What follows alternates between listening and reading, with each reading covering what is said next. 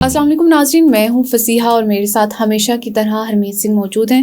حرمیت، سب سے پہلے ہم بات کر لیتے ہیں پاکستان کی ٹرمپ کو مدد کے لیے پیشکش کی گئی ہے، کیا معاملہ ہے یہ؟ دیکھیے، پاکستان ہمیشہ جو ہم کچھ کرتے ہیں، آپ کو یاد ہے پرویز مشرف کے دور میں بھی اس قسم کا معاملہ آیا تھا اور اس کا نقصان ہمیں اٹھانا اس صورت میں پڑا کہ 80,000 سے زائد ہمارے جوان، انٹیلیجنس کے اہلکار، پولیس، سویلین جو ہے وہ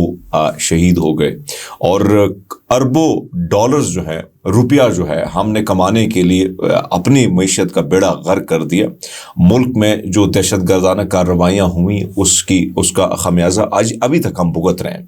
ابھی آپ کو پتہ ہے کہ ہم جب بار بار یہ بات کریں کہ امن ہونا چاہیے، افغانستان کے ساتھ تعلقات بہتر ہونے چاہیے، تو طلال چودھری صاحب جو ہیں، جو اسٹیٹ منسٹر ہیں، وہ دھمکی دیتے ہیں، اور انہوں نے باقاعدہ دھمکی دی ہے پرسوں سہیل افریدی صاحب کو کہ آپ افغانستان کے لیے اگر سافٹ کارنر اور جو بھی رکھتا ہے، یعنی میرے سمیت جو بھی رکھتا ہے، ان کو آپ ادھر پھینک دیں گے، اس قسم کی وہ دھمکی دیتے ہیں۔ اب یہ جو فورم کی بات ہوئی ہے، یہ لابنگ فورم کی ویب سائٹ پر یہ کچھ ڈاکومنٹ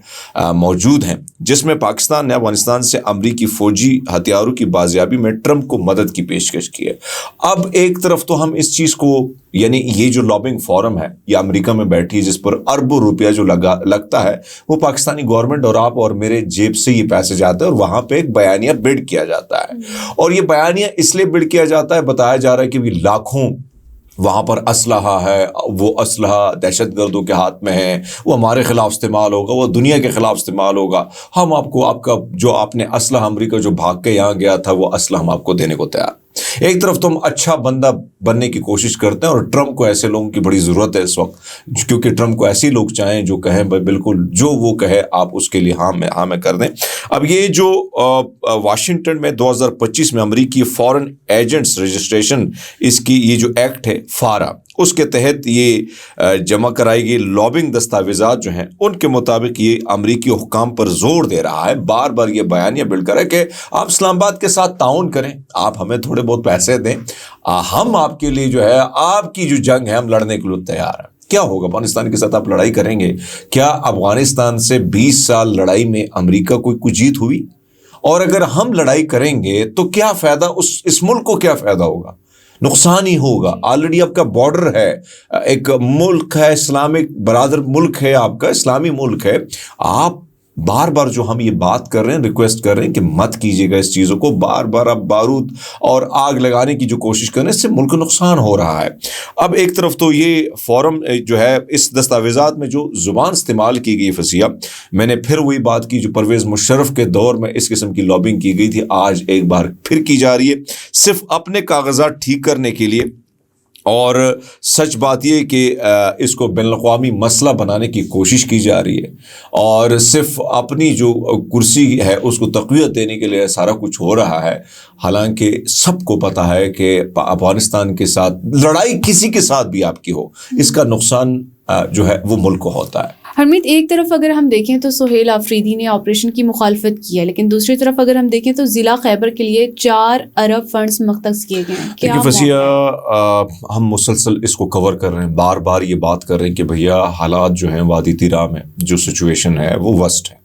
عوام مسلسل رل رہی ہے، اور اس پر بات کرنا ضروری ہے۔ مین اسٹریم میڈیا تو باقاعدہ سے دکھا رہا ہے کہ وہاں پر سب کچھ ٹھیک جا رہا ہے، حالانکہ عملہ جو ہے نہیں ہے، لوگ لائنوں میں ہیں، ٹھنڈی۔ ابھی آپ دیکھیں اسلام آباد کا ٹیمپریچر کتنا گر چکا ہے، تو وادی تیرا میں جو سچویشن ہے وہ سب کو پتہ ہے۔ اب اس کے حوالے سے خیبر پختونخوا حکومت نے جو ہے وہ 4 ارب روپے جو ہے اس کے فنڈ اس کی جاری کرنے کی منظوری دے دی ہے، اور یہ جو خبر میرے پاس آئی ہے، فائنانس ڈپارٹمنٹ نے کیا کیا، ضلع خیبر میں تیرا پاپولیشن سرگرمیوں کے لیے 4 ارب روپیہ جاری کیا ہے۔ محکمہ خزانہ کے مراسلہ جو ہیں اس کے مطابق، میں خبر اس لیے پڑھ رہا ہوں، تجزیہ دینے سے پہلے خبر رکھ لوں کہ خبر کیا ہے۔ تو ایک طرف تو وہ کہتے ہیں کہ 2026-25 کے دوران یہ خرچ کیے جائیں گے یہ پیسے، اور فنڈ صوبائی ڈیزاسٹر مینجمنٹ اتھارٹی کے ذریعے جاری کیے گئے ہیں، اور مراسلے کے مطابق 4 ارب روپے PDMA جو ہے اس کے اسپیشل جو ڈپازٹ فنڈ ہے اس میں رکھے جائیں گے، اور یہ سارا کچھ جو ہے تیرا اور خیبر میں یہ پیسے خرچ کیے جائیں گے۔ دوسری جانب سہیل آفریدی نے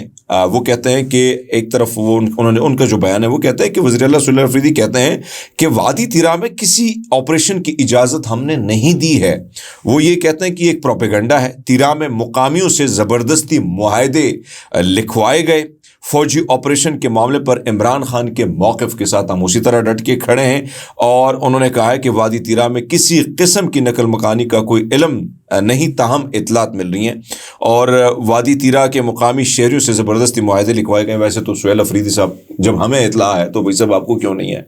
آپ کو اطلاع ہونی چاہیے، آپ وزیر اعلیٰ ہیں بھائی صاحب، ایسے تو نہیں ہو سکتا کہ آپ کہتے ہیں مجھے وادی تیرا کے نقل مکانی اتنے زیادہ فوٹیج آ رہی ہیں، یہ فوٹیج ذرا اسکرین پر آپ دکھائیں، یہ لائنوں میں ٹھٹرتی سردی میں آپ لوگوں کے ساتھ جو کچھ ہو رہا ہے، تو سہیل صاحب آپ کو کم سے کم پتہ ہونا چاہیے، آپ کا علاقہ ہے، آپ کے علاقے کا آپ کو پتہ نہیں، اور ہم اسلام آباد میں بیٹھے ہیں، ہمیں پتہ ہے کہ بھائی صاحب وہاں تیرا میں کیا ہو رہا ہے۔ سو بہرحال میرے خیال میں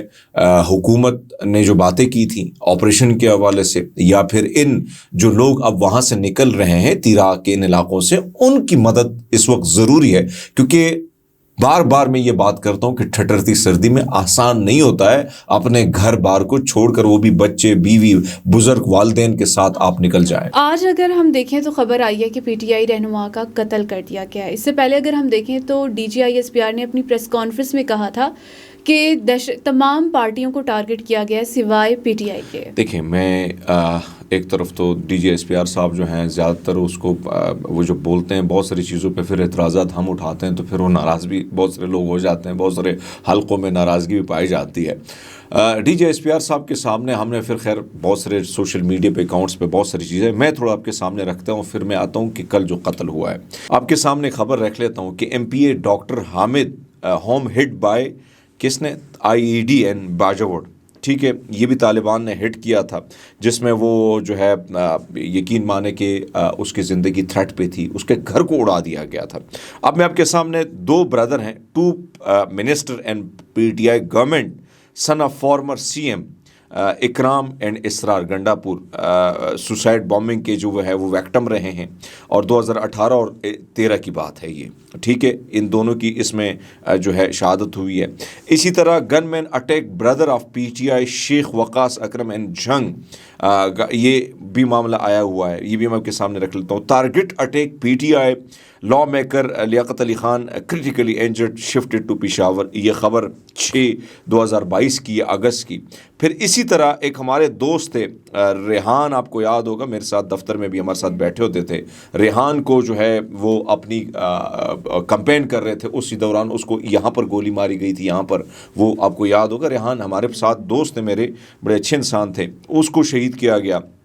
پھر آتے ہیں آپ کے سامنے ایک اور رکھ لیتے ہیں کہ یہ جو فارمر لوکل ناظم ہے Fida Muhammad Khan was targeted by blast near in office ڈومین Bannu, the vehicle was damage and the nazim and driver suffered minor injuries, ٹھیک ہے، یہ اب یہ ٹارگٹ ہے۔ پھر سب سے بڑا ٹارگٹ جو ہے DGI-SPR سب کو بتانا چاہیے کہ بھئی عمران خان کو پر قتلانہ حملہ کس نے کیا تھا، آپ کو یاد ہے نا؟ بھائی گولی لگی تھی، بلٹ میں کئی لوگ زخمی ہوئے تھے، اس کے ٹانگ جو ہے اس میں گولیاں لگی تھی۔ تو ابھی آپ دیکھیں یہ جو آپ خبر دے رہی ہیں کہ بھائی صاحب یہ جو نوجوان ہے اس کا تعلق کہاں سے، میں ذرا اس کے سامنے رکھ لیتا ہوں، یہ بنو سے اس کا تعلق ہے، اور اس کو بھی نامعلوم افراد نے جو ہے قتل کر دیا ہے۔ یہ انصاف یوتھ ونگ تحصیل بکاخیل کے صدر تھے، ٹھیک ہے، اور یہ مینجمنٹ سیل بنو میں جو ہے یہ رحمان اور 2 ساتھیوں سمیت جو ہے، یعنی یہ دیکھو 2-3 بندے یہ PTI کے لوگ آج کل رات کو شہید ہوئے ہیں۔ تو یہ DGI-SPR صاحب کے بیان کے بعد یہ پہلا پھر ٹارگٹ ہوا ہے تحریک انصاف کے لوگوں کو۔ تو اٹس مین کہ DGI-SPR ذرا تھوڑی تعصب کی اینک اگر آپ نکال دیں نا تو آپ کو اندازہ ہوگا کہ ایک جماعت نہیں، سارے ٹارگیٹڈ ہیں اس وقت، پورا پاکستان ٹارگیٹڈ، اس میں ہمارے فوجی بھائی ہیں، اس میں ہمارے انٹیلیجنس ہے، ہماری پولیس ہے، ہمارے پولیٹیشین ہے، ہمارے سویلین ہیں۔ تو آپ یہ نہیں کہہ سکتے کہ بھائی صاحب ایک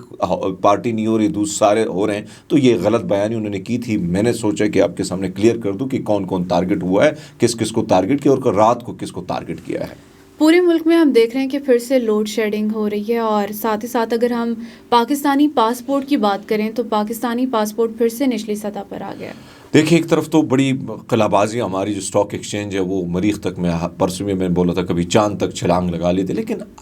گراؤنڈ میں کیا ہو رہا ہے فسیہ؟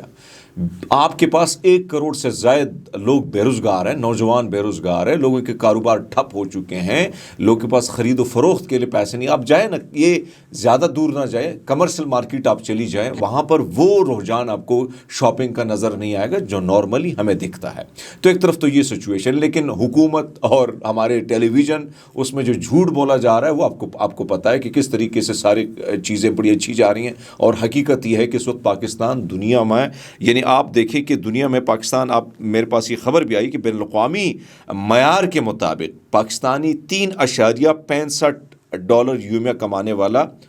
ملک ہے۔ یعنی آپ اور میں $3 کماتے ہیں، شاید ہم تھوڑے زیادہ کمائیں، ہم سے جو لوگ ہیں وہ کم کما رہے ہیں۔ تو $3 ہے کیا چیز؟ کچھ بھی نہیں ہے نا، میرے خیال میں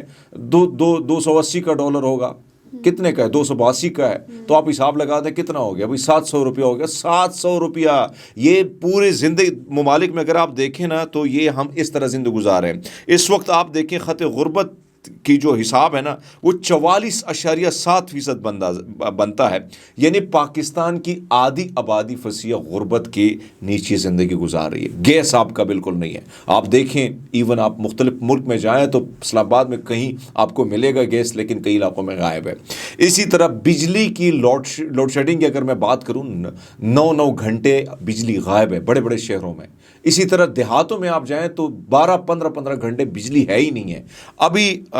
سردی آئی ہیں، گیس ہے نہیں، شارٹ فال اگر آپ دیکھیں 4000 میگا واٹ تک گیا ہے۔ یہ پاکستان کی ترقی کی اڑان ہے، جو کہتے ہیں کہ پاکستان ترقی کی اڑان بھر چکا ہے۔ دوسری جانب پاسپورٹ کی بات، تارڑ صاحب کہتے ہیں کہ جب آپ لائنوں میں کھڑے ہوتے ہیں تو لوگ کہتے ہیں پاکستان سے آیا ہے۔ آپ جائیں نا، میں تو گیا ہوں باہر بہت ممالک،